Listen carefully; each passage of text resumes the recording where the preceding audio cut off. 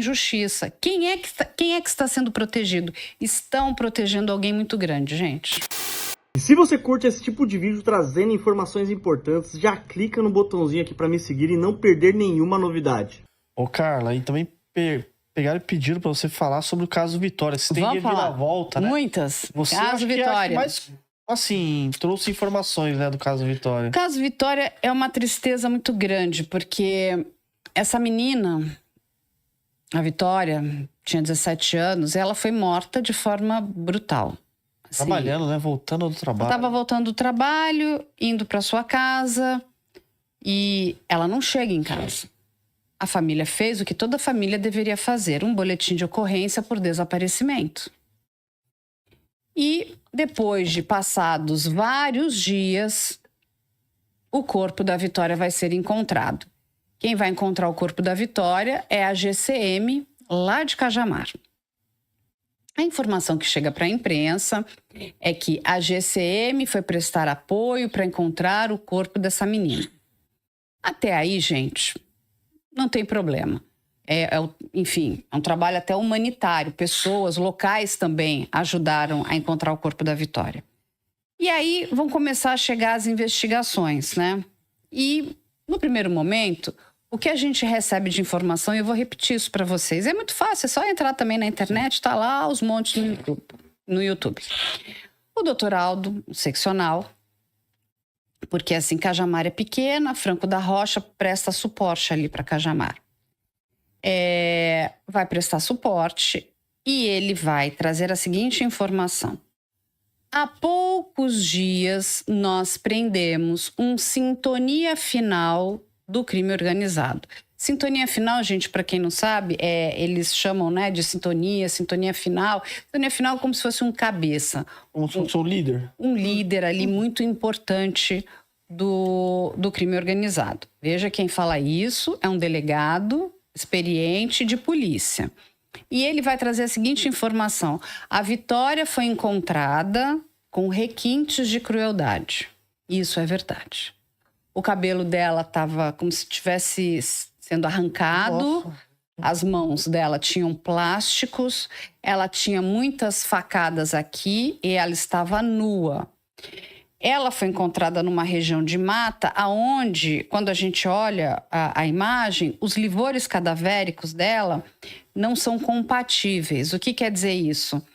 Quando você morre, você vai ter tem um fenômeno biológico, que é a sedimentação do sangue. Então, você está sentado, ele vai indo para as pernas. Se você está deitado, vai para as costas. E eles eram incompatíveis com a cena do crime. Eles estavam ao contrário. Então, dito isso, aquele corpo, ela não morreu ali. Aquele corpo foi deixado ali. Morreu em outro lugar Morreu em outro lugar e foi levada para lá. Até porque o que acontece? Não é nem de arrasto, porque não tinha marca de arrasto.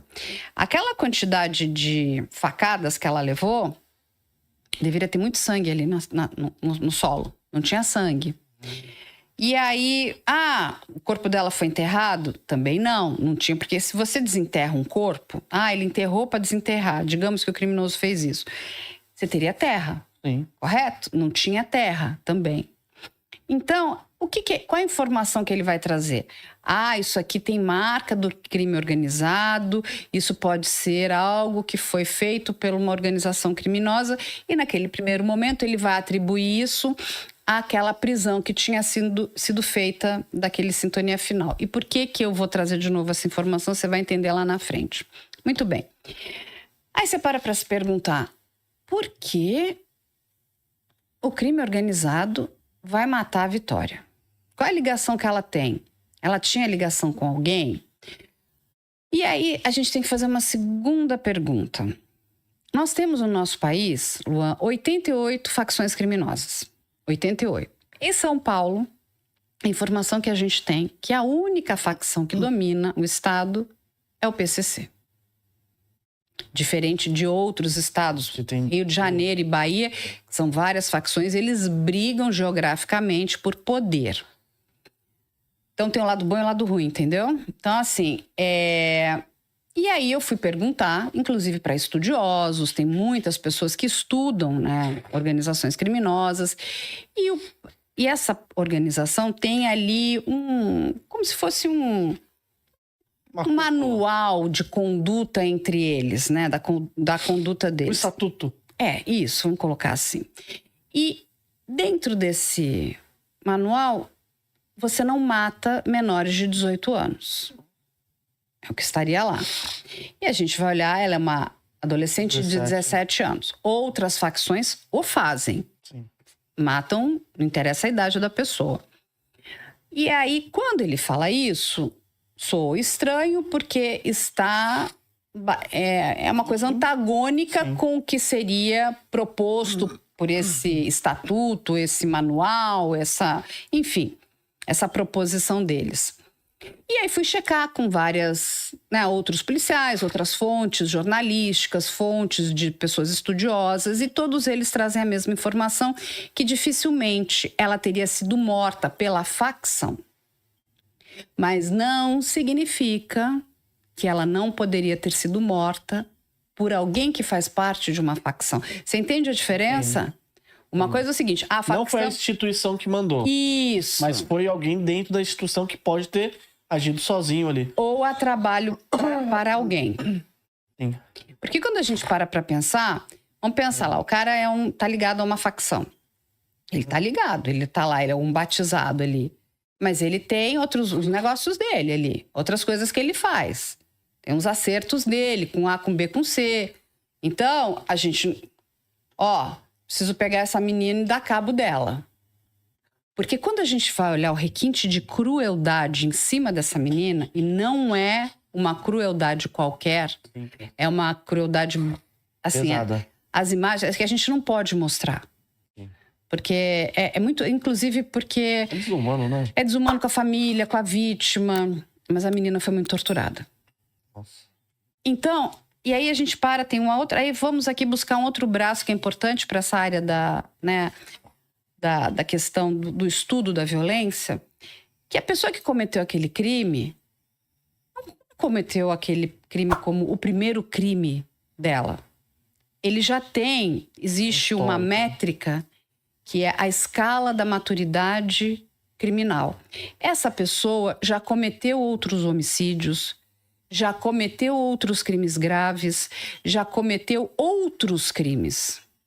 Pode ser um roubo, um furto, até um homicídio.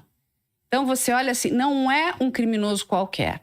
Quando a gente olha, você carregar um corpo dentro da mata, porque as pessoas entendam, aquela região onde o corpo dela foi encontrado é de mata fechada. Sim. Como aquele corpo chegou ali? Não tinha marca de carro, de pneu de carro.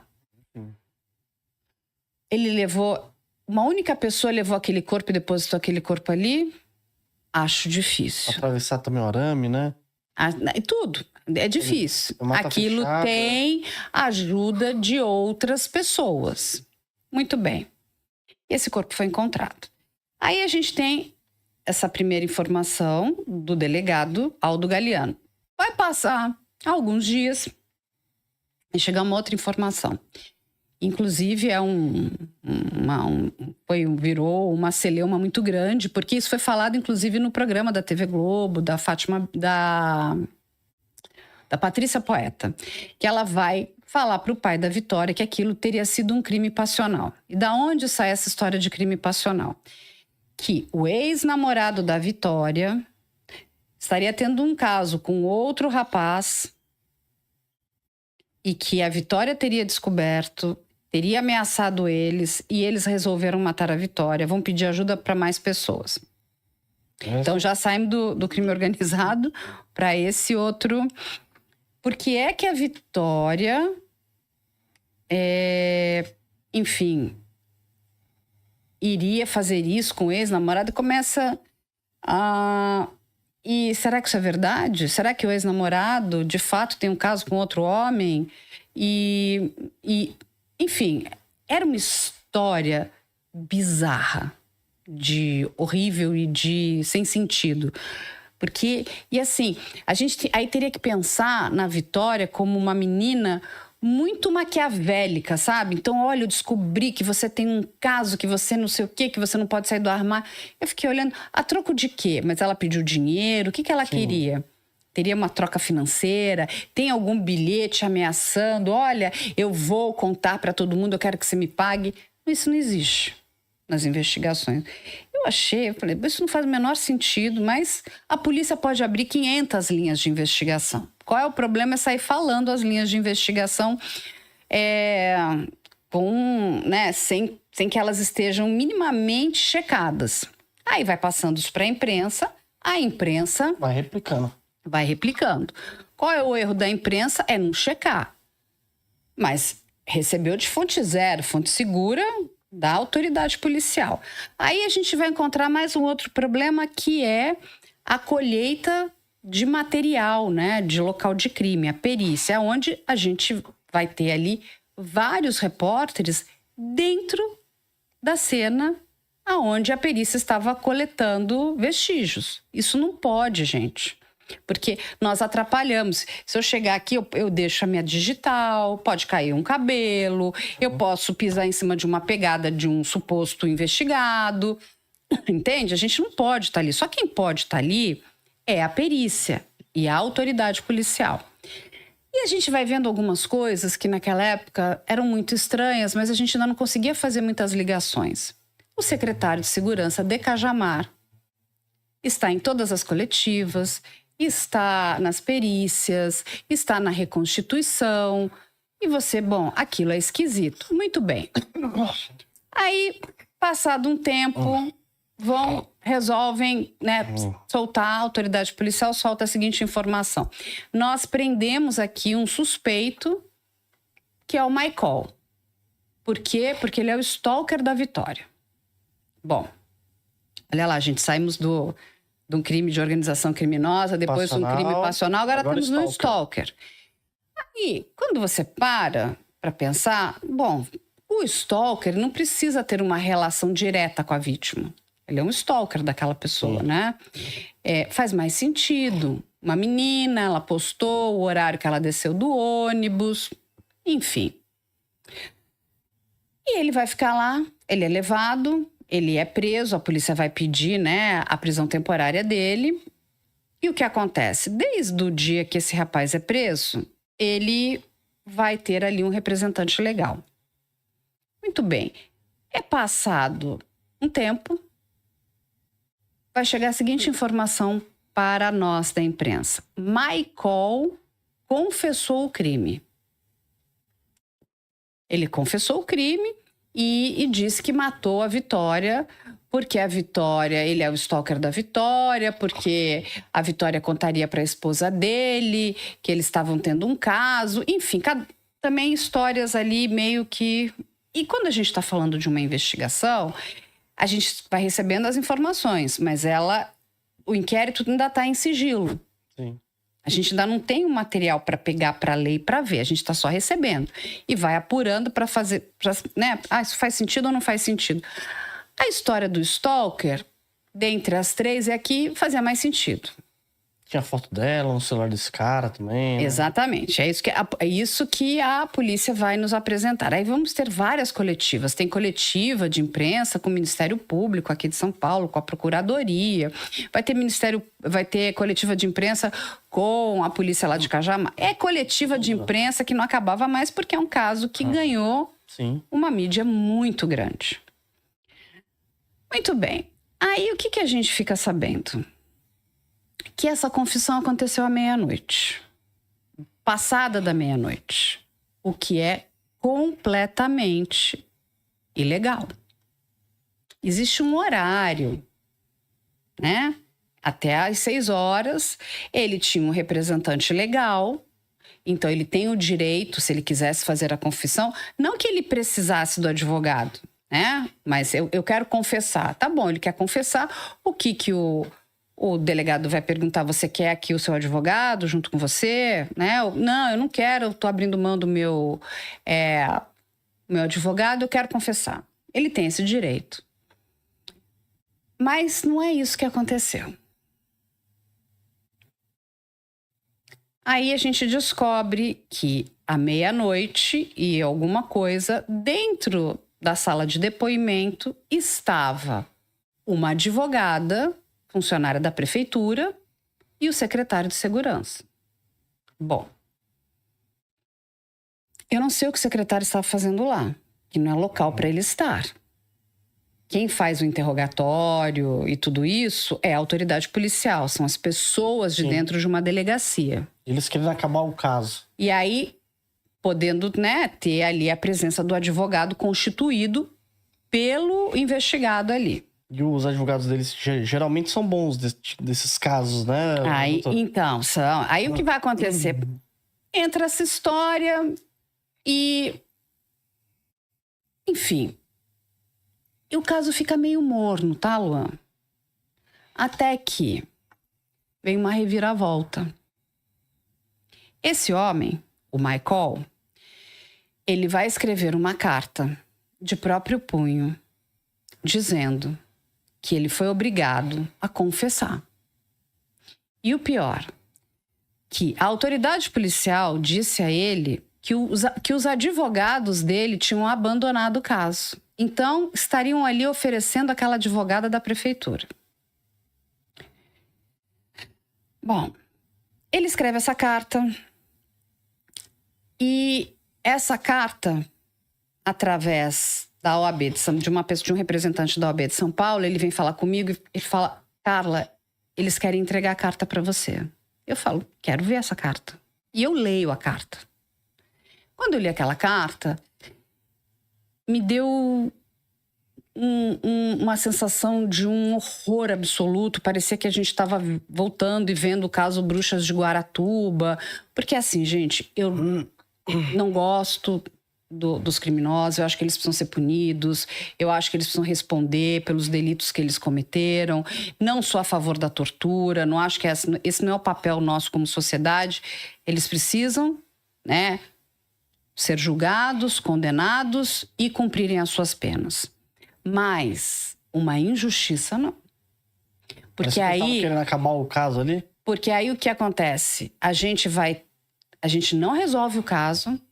Nós temos uma adolescente de 17 anos que morreu de forma brutal. Quem é que matou essa menina? E por que esconde... Quem que está sendo protegido? Sim. Eu precisava colocar alguém. E aí, eu não conhecia os advogados do Michael, peço para falar com eles. E vou conhecer o Dr. Arthur. E peço para que ele me explique o que estava acontecendo. E ele vai me explicar. É de horrorizar. Porque eles nunca abandonaram o caso. Nunca. Naquele dia, inclusive... Eles estavam na delegacia, o delegado vai dizer para eles: olha, por hoje encerrou, o preso vai continuar recolhido, vocês podem voltar amanhã. E depois que o advogado vai embora... Aí eles começam. Mas no final da noite, eles vão pegar o Michael, que o Michael vai contar. Que vão pegar esse rapaz...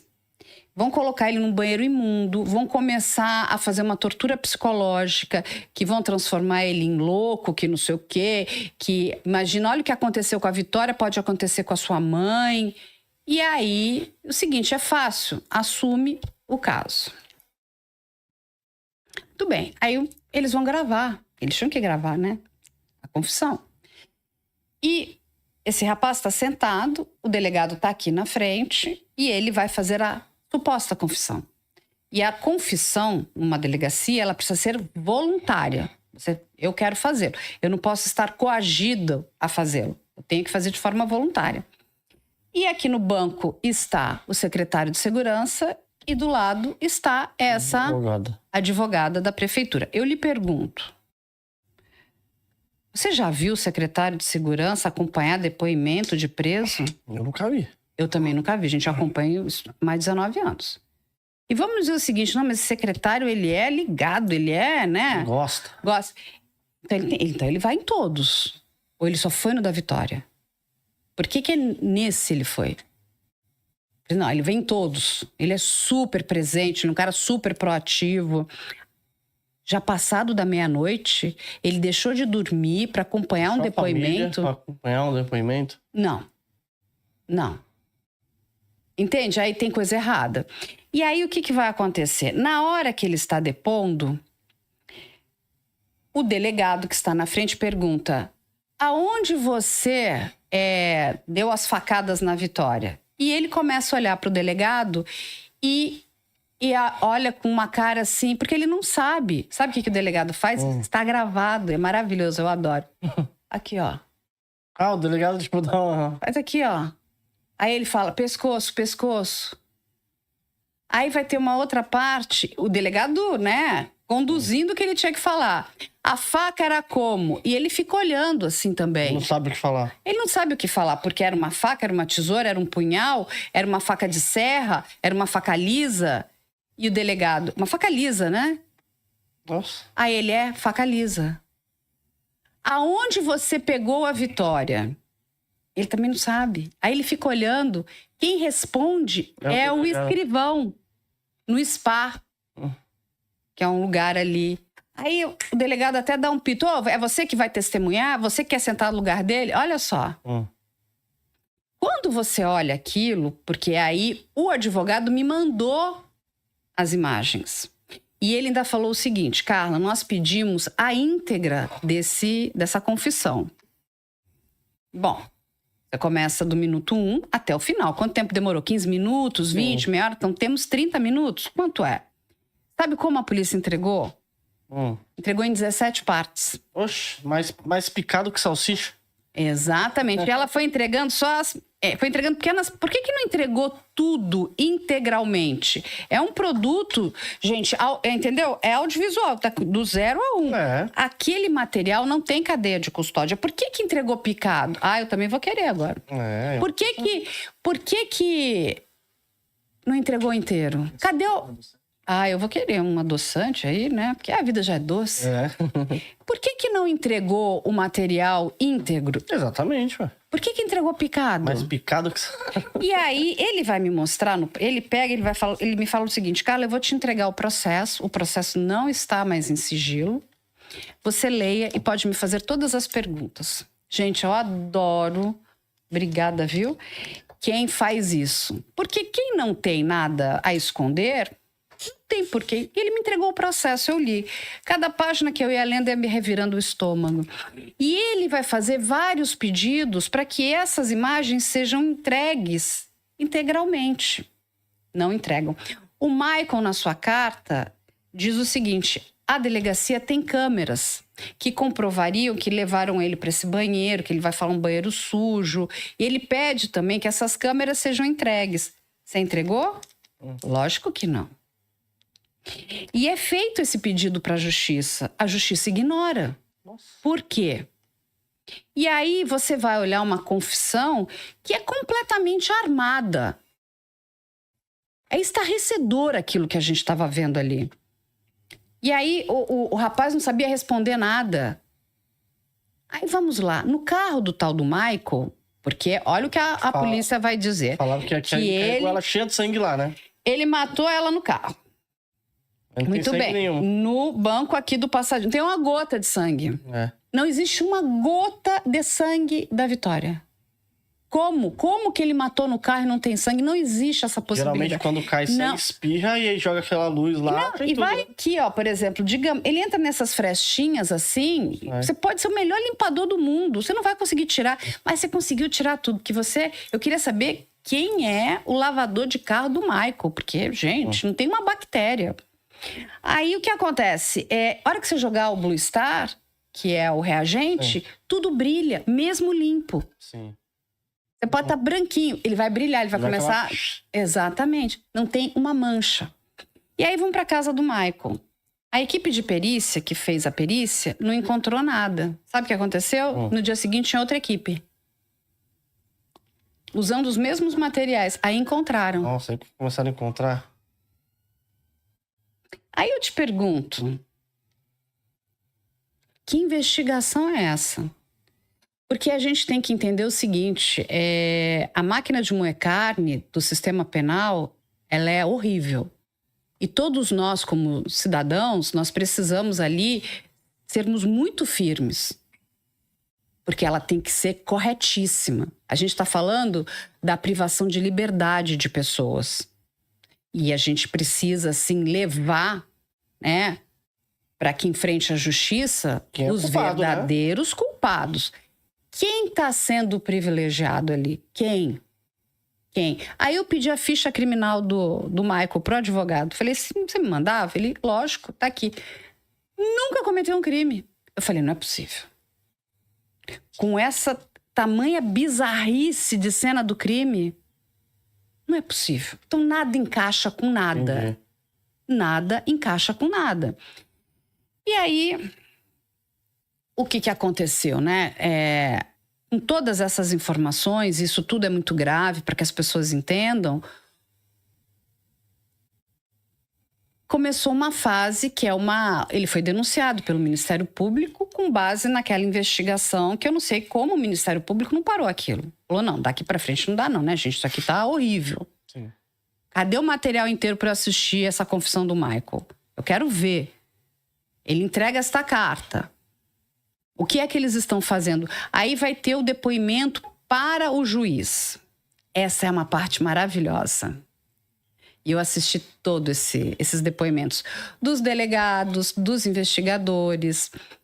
E lembra que eles falam que tudo no começo a linha de condução era uma facção criminosa? Sim. Muito bem. Aí vão perguntar. Então, os senhores poderiam explicar essa linha de investigação de uma facção criminosa? Ah, não, lá não tem facção criminosa.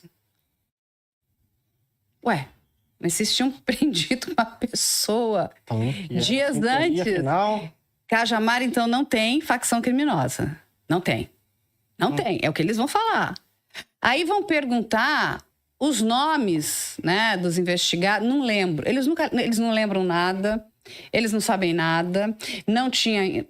Eu falei, gente, o que está acontecendo ali? Uma piada, né? Aquela sessão de depoimentos é desastrosa. Porque o que eles estão depondo ali é completamente diferente do que eles falavam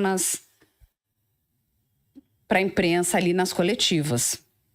Entende, Luan? E aí, o que acontece? Com isso, é porque o caso acabou gerando mais revolta na sociedade. Porque a sociedade quer, sim, que o culpado apareça culpado, e pague, né, perante a justiça pelo crime que ele cometeu contra esta menina, contra esta adolescente. É o Michael? Aí eu perguntei para o advogado, o que é de fato que vocês querem? Sabe o que ele me respondeu? A única coisa que o Michael está pedindo é que este caso vá para um departamento especializado, um DHPP. Né? Para que essa investigação seja feita da forma correta, sem nenhuma interferência política de Cajamar. Entende? Longe dali, porque ali não está dando certo. Isso aqui tem que ser investigado do zero. Aí, vamos lá. O DHPP chegou ali, bateu o martelo, é o Michael. Ele falou, não tem problema, nós vamos embora, nós vamos para o júri.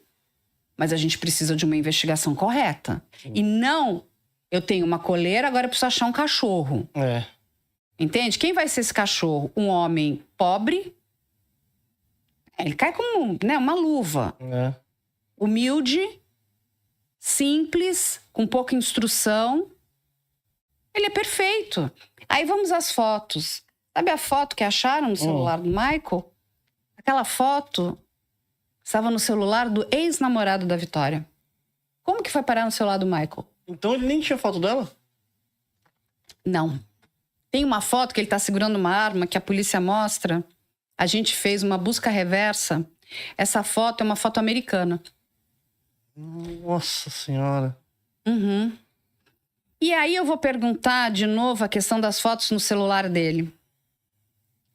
Quando um celular é apreendido, ele precisa ser periciado. Ele vai para o Instituto de Criminalística para que essa perícia seja feita. E válida, né? Exatamente. Eles vão lá, eles têm aparelhos incríveis, softwares maravilhosos, e um deles é o Cellebrite, que é uma tecnologia israelense, para fazer toda a recuperação de dados ali dentro. Sabe onde foi feito? Dentro da delegacia. E o que acontece? As fotos que eles apresentam têm a informação ali que foram colocadas depois que o Michael entrega o celular para a polícia. Nossa. Quem colocou aquelas fotos no celular dele?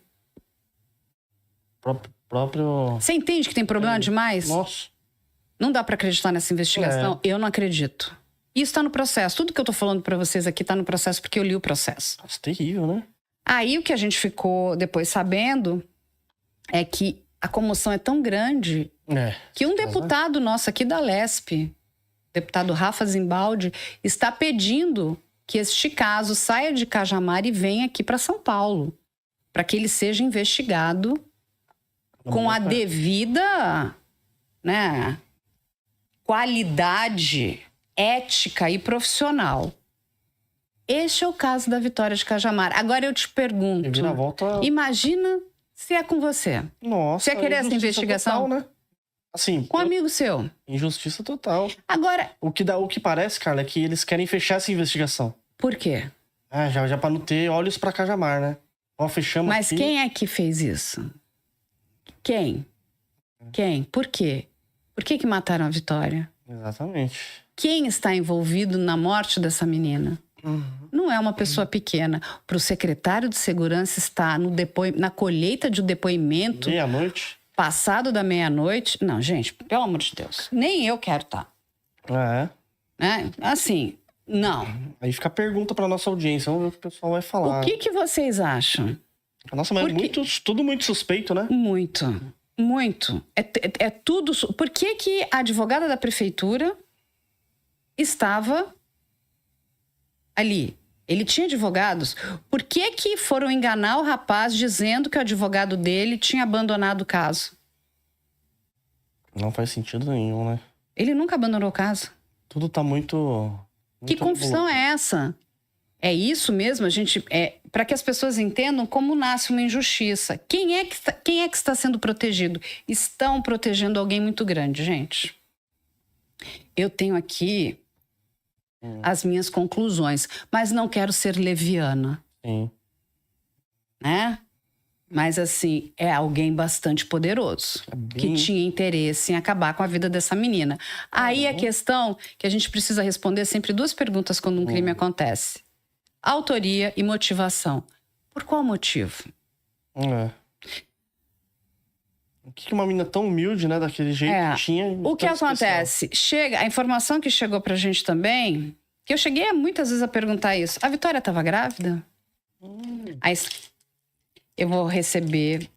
Quando a gente começou a mexer nesse caso, uma pessoa, né, que pede sigilo da fonte porque tem bastante medo, me diz o seguinte, que a Vitória tinha dito a ela que estava grávida. E eles conseguiram fazer algum exame? A perícia diz que ela não estava grávida. Perícia feita em Cajamar. Feita em Cajamar. Então, assim, ela estava grávida ou não estava grávida? A informação dessa pessoa é correta ou não é? Gente, tem que começar tudo do zero. Tudo do zero. E às vezes ela... Tudo do zero. Porque aí começa a fazer sentido. Sim. Nossa. E uma menina, de novo, simples também. Porque ela é uma menina simples, trabalhadora. Mas essa é a farsa. E olha, me dói o coração porque eu adoro a polícia. Eu sou a pessoa que mais defendo a polícia, mas já disse. Você vem aqui, você... Defendo o bom trabalho da polícia. Agora, quando fazem coisa errada, eu não vou defender, não. Tá certo. Não vou, não. Sabe por quê? Porque hoje é o Michael, amanhã é o João, depois é o Pedro. Quantas injustiças a gente vai ver? Não, você vai procurar o verdadeiro culpado. Não interessa quem seja, pode ser, né, o presidente da República. Ele tem que responder. É verdade. Se ele cometeu um crime, tem que responder. Não dá, não tem história de ficar cobertando os outros. E chega num momento que o último bastião para essas pessoas é a imprensa. Porque quando o mínimo que você espera é que, de fato, a polícia faça uma boa investigação, que ela investigue o caso direito. E não force uma confissão, sabe?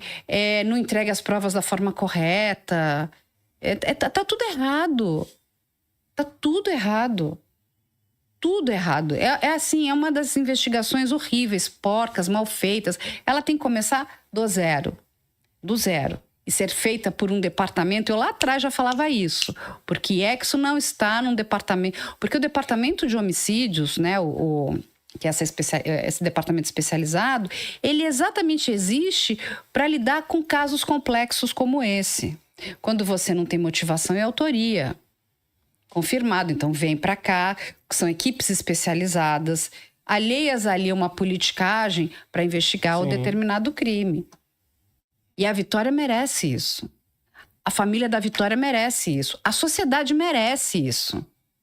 Porque a gente está sendo enganado. E muito enganado.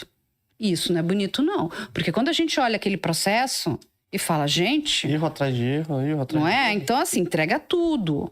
Entrega...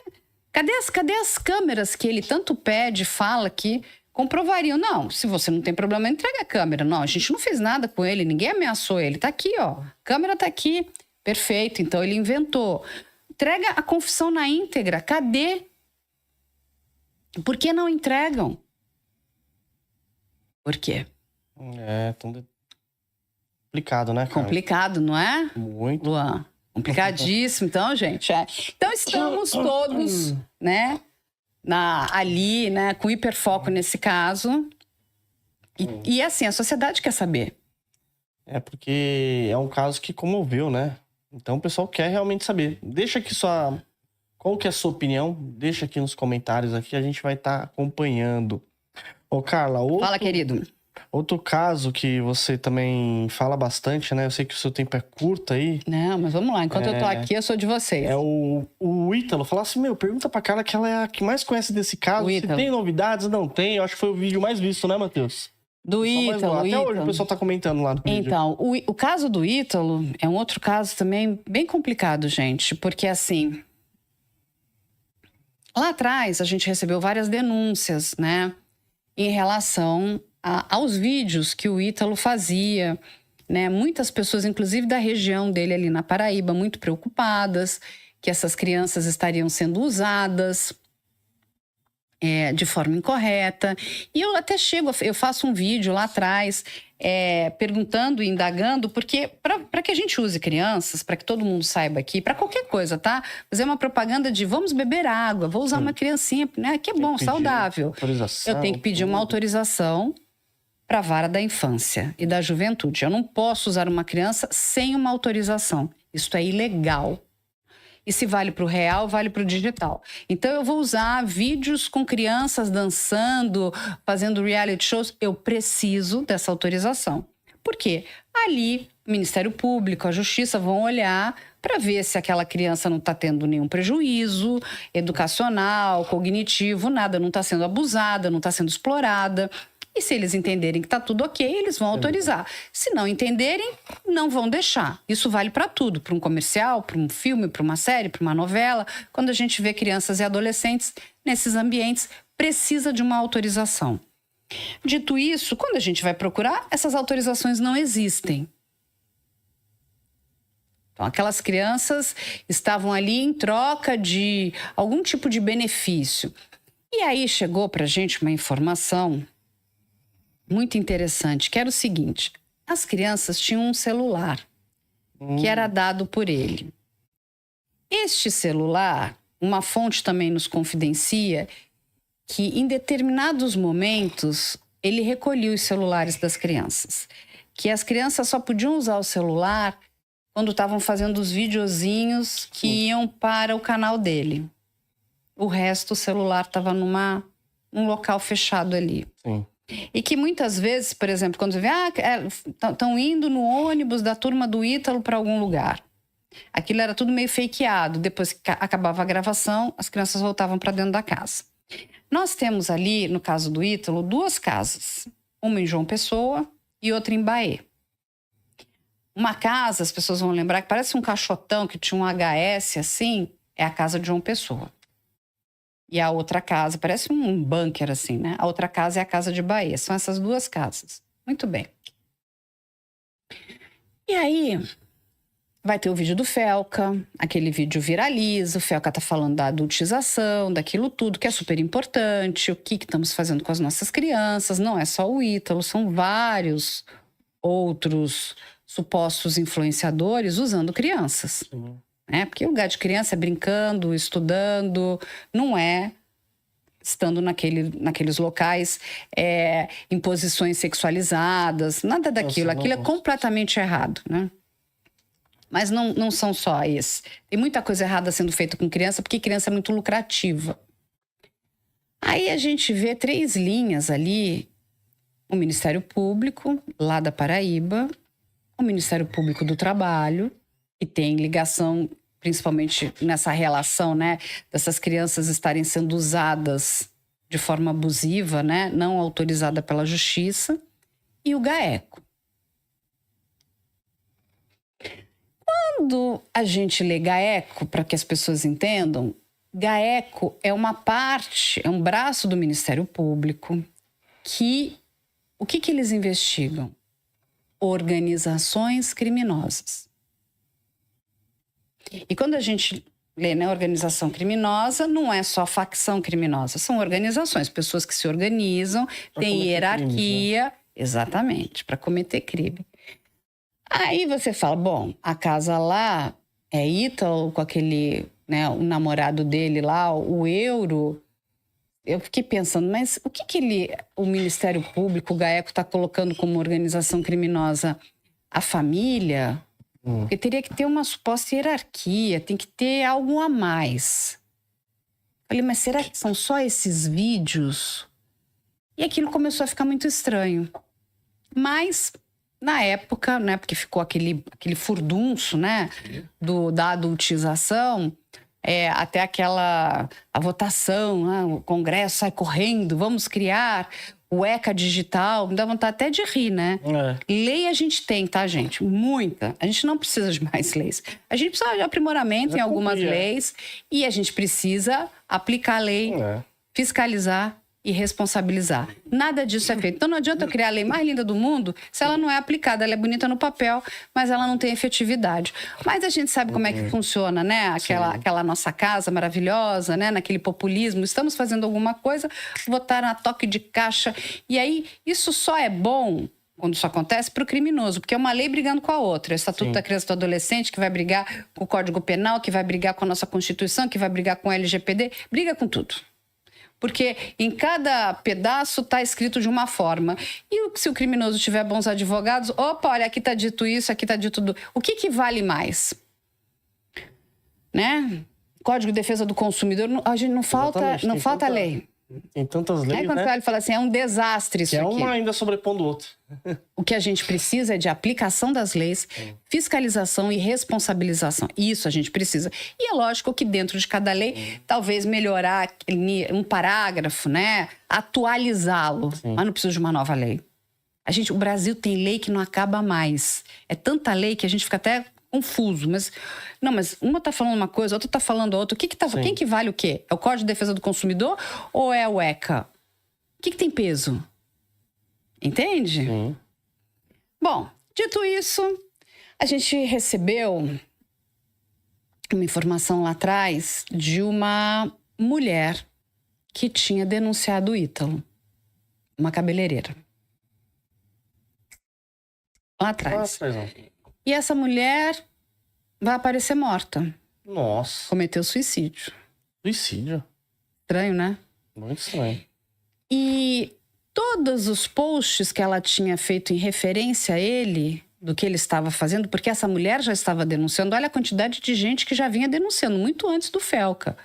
Muitas pessoas pequenas, com as suas redes pequenas, tentando fazer de tudo ali para fazer denúncias.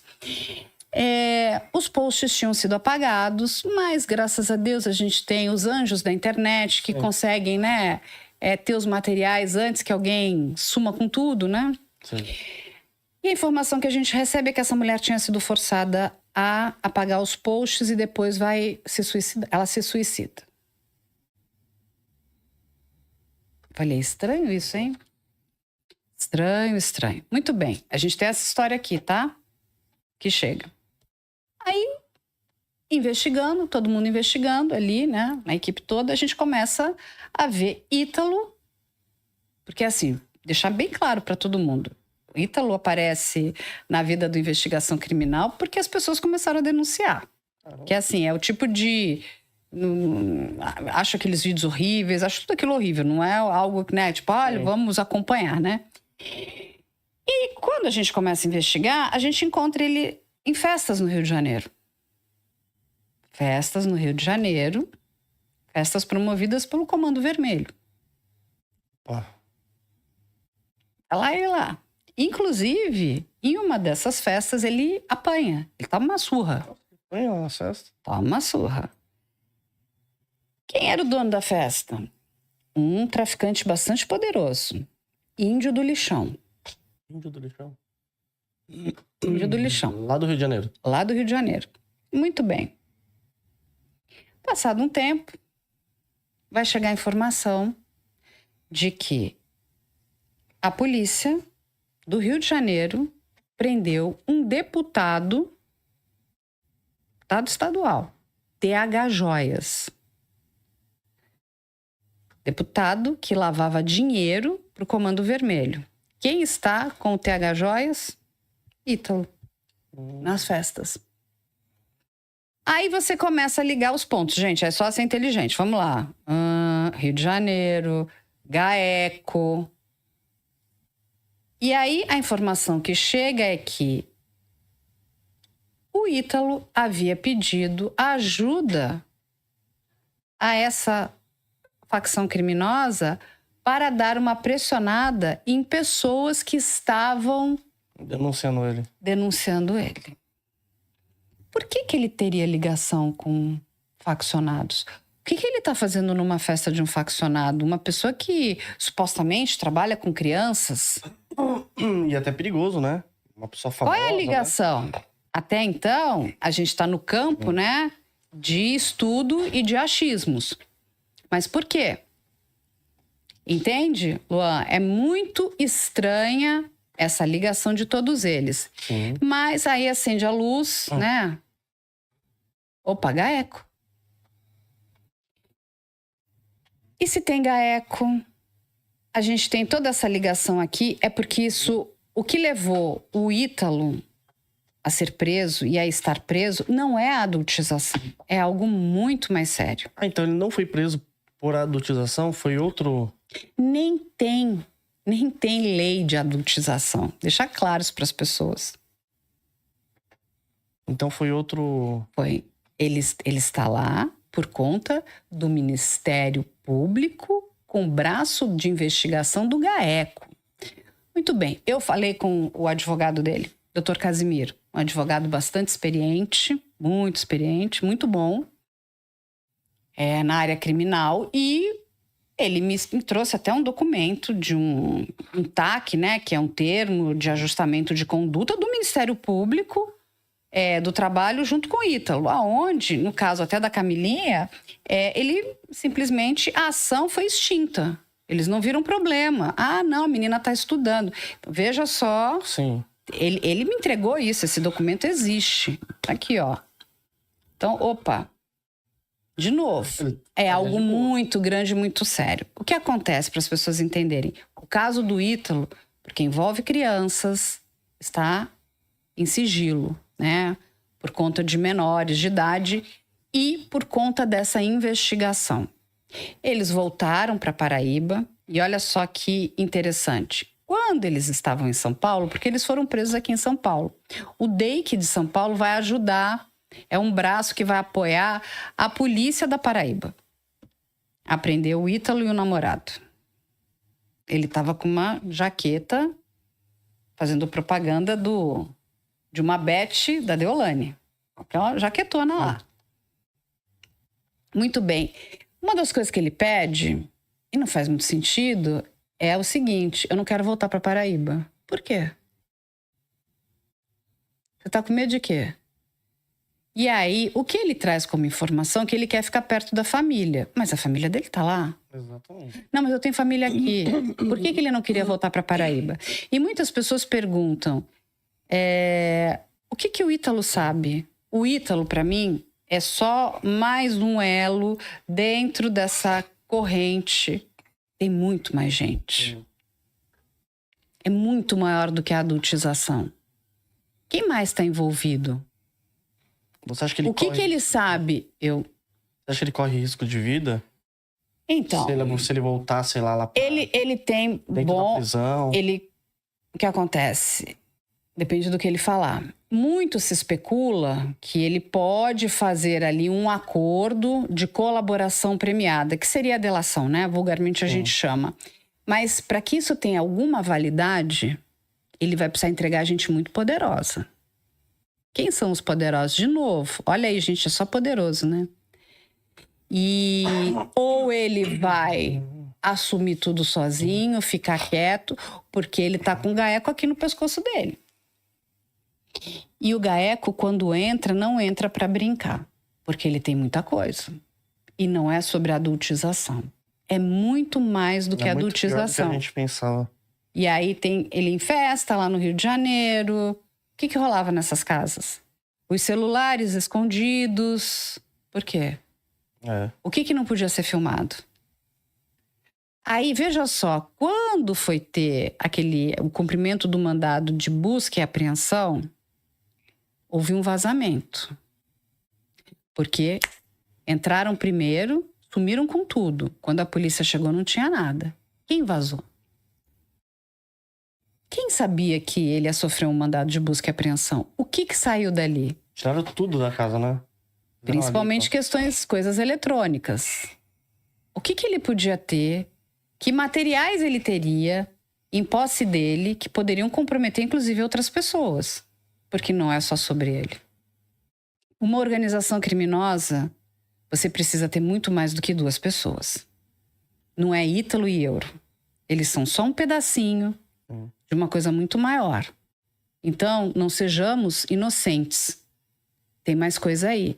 Mas o que a gente tem que esperar? Temos que esperar, deixar o processo andar um pouco mais, entender se ele vai fazer essa colaboração premiada ou não. E se fizer, ele precisa entregar algo muito grande que a polícia não saiba. E não é só falar, ele precisa provar. Ele está com excelentes advogados. Tô advogado de primeira? Não é advogado porcaria, não. São advogados bons.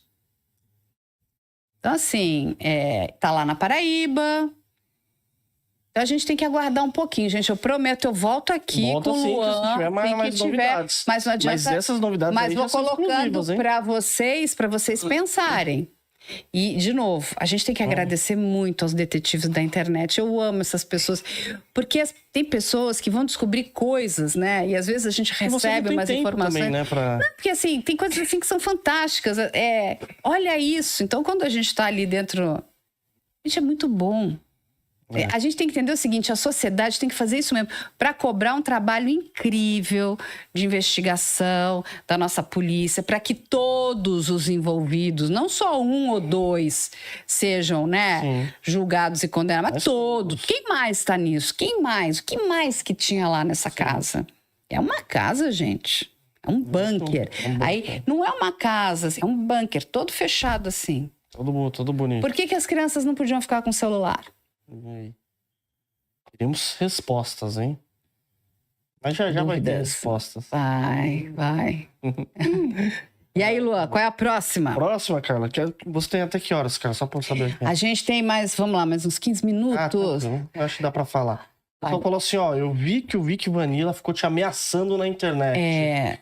E pergunta pra Carla se ela tem medo desse satanista. Do Vic Vanilla? Não, bom, gente, medo de quê? De uma pessoa desnorteada? Assim, o que é o medo? A gente precisa entender o que é o medo. O Vic é uma farsa. Dito isso, ele procura engajamento. Ele precisa mostrar que ele é machão, valentão, isso, aquilo outro, entendeu? E cada hora ele precisa entender o que ele é primeiro, né? Ele começa se ele é drag queen, se ele é satanista, se ele é neonazista, o que ele é. Porque cada hora ele é uma coisa. Ele vai enganando as pessoas, aí o grupo descobre que ele enganou, ele vai para outro. E ele vai tentando. E ele não tá... Porque no fundo, o que o Vic quer, gente? O Vic só quer uma coisa, dinheiro. Fechou? Então a gente tem que entender quem é o Vic. Ele quer grana. O que é isso? Grana é o seguinte, então ele precisa enganar pessoas. E ele vai falar exatamente aquilo que você quer ouvir. Que ele vai lá e fala, não, você tá com esse problema, eu vou te ajudar. E assim, mas para eu te ajudar, olha, eu vou fazer tudo de coração aqui, incrível, mas eu preciso comprar 10 garrafas aqui de pó de pirlim-pim-pim que custam 100 mil reais. Nada é para mim, gente. É só o pó de pirlim-pim-pim que vem lá de uma montanha perto do vulcão da Islândia. Que esse pó de pirlim-pim-pim, ele é mágico. Gente, assistam Vanna Marchi na Netflix. Vanna Marchi. Ela foi a maior golpista da Itália. Muitas vezes o Vic me lembra ela. Só que ela, pelo menos, ela fazia uma coisa mais chique, né? A Vanna Marchi, ela não ia fazer, enfim, essa coisa Vic Vanilla, né? Então, assim, ele é uma pessoa... Ele é tão corajoso, uma pessoa tão corajosa, veja só o corajoso, que ele não está nem no Brasil, né? Ele tá fora, né? Primeiro estava na Lituânia, agora tá tentando ficar na Croácia. Ele podia tentar ajudar lá na guerra, né? Vai que, né? Um drone de um lado ou de outro fazem, né, um bem à humanidade, né? Ou um drone croata, um russo, né? Fazem... Mas é que, na verdade, ele fica bravo, assim, fica falando de você porque você revelou muitas coisas dele, né, cara? Exatamente. Porque ele sabe que eu sou séria. E ele sabe por que ele faz isso? Porque ele é uma farsa. Que não tem nada a dever, não é? Ele sabe que ele é uma farsa. Ele sabe que ele tirou dinheiro daquelas pessoas. Ele sabe que ele engana as pessoas. E ele não é burro, tá, gente? Porque ele vai aonde? Ele vai no místico, no oculto, ele vai na fé. Então ele vai numa parte que é muito... Cada um tem a sua fé, né? E assim, é muito particular. Não é algo... Então, assim, ele vai primeiro, né? Ele é inteligente, ele vai querer te ajudar. O que ele fez com todas as pessoas. E depois ele foi dando golpe nessas pessoas. Que ele vai fazer. E ele começa, né? Ele tem uma habilidade. Ele lembra também um pouco... Assistam outro golpista maravilhoso, que é um coach. Que é o daquela seita Anexium. E também tá, se não me engano, tem na Netflix e tem na HBO. Ele foi condenado a 120 anos de prisão nos Estados Unidos. E lá 120 anos são 120 anos. Tá? Não sai nunca mais, né? Exatamente. O que ele fazia? Ele aplicava golpes. E ele usava a inteligência dele. Então, você falava coisas inteligentes para ele, ele pegava aquilo como uma esponja e saía falando aqui para o outro público. Então, as pessoas achavam que ele era muito inteligente. Não é nada inteligente. Ele só era um repetidor. Aí o que ele vai? Como ele entra nessa coisa do oculto, que ninguém consegue provar muita coisa, né? Existe vida pós-morte, existe ET, existe vampiro, existe, sei lá, lobisomem. Ele diz que tudo isso existe. Aí o Gogomor, que não sei o quê, porque vai entrar numa galáxia, tem um portal que você, entendeu? Você esbarra no portal. E ele vai falando, porque ele quer fazer o quê? Confundir a tua cabeça. Sim. Outro dia eu tava olhando e falei assim, gente, ele realmente deve tomar algum remedinho estragado de manhã, porque ele sai ali falando um monte de coisa que não tem nada a ver com nada, só que ele pega pessoas muito vulneráveis, que estão emocionalmente debilitadas, e vai e segura e fala, me dá tua mão aqui que agora eu vou te proteger. E fica prometendo coisas que não vão acontecer. Aí promete que a pessoa vai melhorar financeiramente, igualzinha a Vanna Marchi. Ela é entregar os números da sorte. A Vanna se juntou a um filho de pai de santo lá na Itália. A danada mulher foi achar um filho de pai de santo. E eles aplicavam golpes em muita gente. Vale uma série muito boa. O pai de santo, a hora que viu que o negócio ia dar ruim, voltou pro Brasil, saiu fugido de lá. Elas foram condenadas. Hã? Ele falou o quê? Eu vou sair daqui. Que é o Francisco. Mas é uma série maravilhosa. Ali você vai entender quem é o Vic. Vic é um golpista. O que o golpista quer? Dinheiro. E é por conta disso que ele usa alguma celebridade. Ele pega o Bolsonaro e fala, olha, meu presidente... E vai acontecer uma coisa terrível com ele, vocês orem pra não acontecer, né? Olha, gente, vamos parar pra pensar. Ele fala muitas vezes o óbvio, né? Vai acontecer alguma coisa. Se vocês colocarem em risco, pode acontecer, não é? Sim. Ele fala obviedades. Então, assim, é o óbvio. Olha, agora as pessoas... Eu já previa que nós iríamos ter bebidas envenenadas. Esse é o tipo do golpista. Mas eu não podia falar por conta de tal coisa. Né? Aí a pessoa fala, ai meu Deus, ele sabia. E ele vai enganando, então ele precisa buscar novos grupos. Entende? Mas assim, só que ele vai deixando rastros, né, no universo digital. Se não existisse o mundo digital, seria mais fácil para o Vic, mas existe. E ele mesmo vai deixando os rastros. E qual é o nosso papel? É informar a sociedade que ele é um golpista. O que ele fez com aquela pessoa, ele é um estelionatário. Né? Ele está sendo processado. Nossa, ele tá... Volta para o Brasil, Vic, vem cá. Se ele chegar aqui, ele pode ser preso? Ele vai responder um processo. Quem vai decidir isso é a justiça. Mas é gravíssimo, principalmente porque ele andou fazendo apologia ao nazismo, que é crime inafiançável, imprescritível. Então vamos contar lá para o Dr. Vic, o mocinho, que ele precisa aprender direito também. Porque essa última faixa de crimes que ele está cometendo são imprescritíveis e inafiançáveis. Volta para cá. Volta para cá para dar um abraço. A polícia tá louca para te dar um abracinho. Não é? E assim, gente, vai procurar. Usa a sua inteligência para algo bom na sua vida. Vai fazer bondades de fato, né? Sim. Vai ajudar o próximo. Vai trabalhar, sabe? Vai fazer algo bom. E não fazer... Porque teve uma época, o que aconteceu? Acho que não rolou para ele. Não sei nem se ele... Porque ele é dado a apagar os vídeos. Mas as pessoas que têm o hiperfoco nele vão guardando. Ele chegou lá na Lituânia e ele abandonou um pouco todo esse negócio de... Quando ele sai do Brasil, até o último momento, ele era neonazi. Aí ele estava numa coisa de turismo e gastronomia. Me mandaram, eu falei, gente, agora ele vai virar chefe. Que ele voltou para as origens lituanas dele. Mas, inclusive, foi avisado. Ele foi tentar tirar lá um passaporte. A princípio, ele teria... Não sei se é verdade ou não, uma descendência, né? Uma ascendência, né? Ele tem parentes ali lituanos, não sei se é verdade ou não. Mas já foi avisado, inclusive, a embaixada da Lituânia sobre os processos que tem aqui no nome dele, porque ele estava tentando um visto. Não sei que visto é esse. Tempo, né? Sei lá. Um visto de permanência. Aí, a última informação que a gente tem dos maravilhosos detetives da internet, incríveis, a gente ama muito vocês, que ele estaria na Croácia. Daqui a pouco ele vai pegar em armas para defender um lado ou outro, não sabemos qual, porque ele precisa de engajamento, entende? Daqui a pouco ele vai aparecer lá nos Estados Unidos, não sei se alguém vai querer aquilo, né? Então, assim, ele vai indo. É uma pessoa completamente descoordenada na cabeça. E, assim... E dependendo do solo em que ele cometa crimes, que entende o seguinte, não interessa que ele é brasileiro. Se ele cometeu crimes nos Estados Unidos, dependendo do local, é prisão perpétua. É pena de morte. Mesmo que não ocorra um homicídio. Nos Estados Unidos é aquela coisa diferente. Lá tem... O buraco é mais embaixo. É muito mais embaixo. Entende? Então, assim, é isso. Mas o que ele é isso. Agora, medo todos nós temos. Eu tenho medo do Vic? Não tenho. Acho ele uma piada pronta. Ponto. É isso que eu acho dele. Também é que, na verdade, você tem medo como um contexto como um todo, né, Carla? Porque você acaba trazendo muitos casos, né?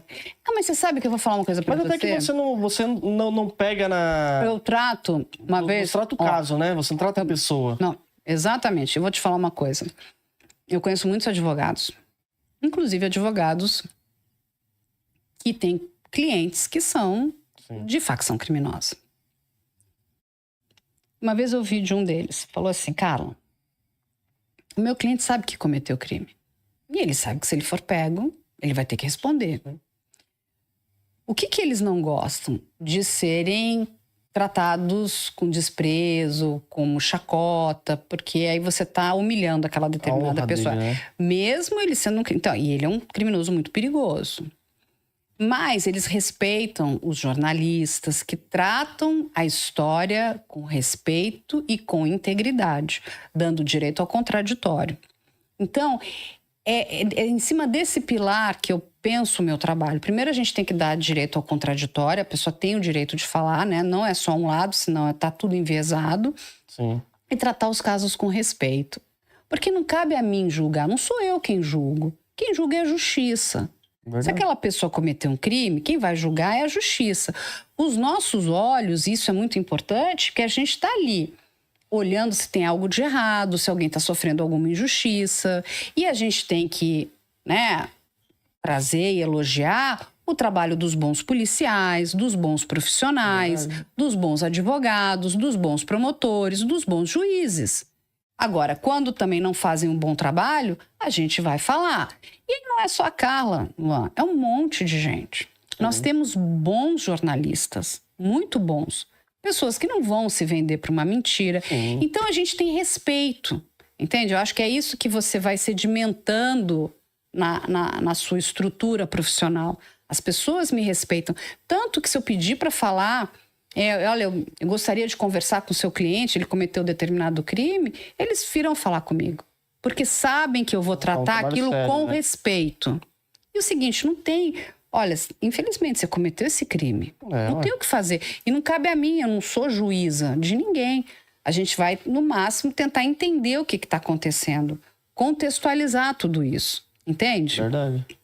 Mas é assim, quando a gente faz um bom trabalho, a gente fica mais tranquilo. O seu trabalho é sensacional mesmo. Vocês trazem bem a informação. E não ficar só gritando, xingando, porque isso é péssimo. Uma coisa que você contou um caso que você poderia falar, pô, o delegado só fez merda aqui. Esse delegado aqui fez o investigador também, fulano de tal também, poderia dar nomes, né? E você trata o caso, você fala, é com a justiça. Se ele fez coisa ruim, a justiça vai atrás dele, né? Eu tô dando a minha opinião aqui.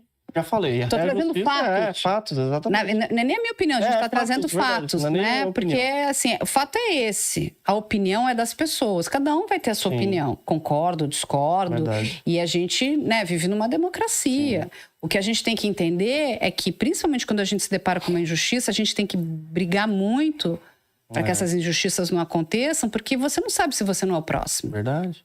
Se um amigo seu, um parente seu, o seu filho... Então, é isso que a gente tem que brigar o tempo inteiro, para que as injustiças não ocorram, entende? Então, quando a gente faz isso, a gente está ajudando a sociedade. E eu sempre falo, se coloque no lugar desta pessoa que está sentada lá. Sim.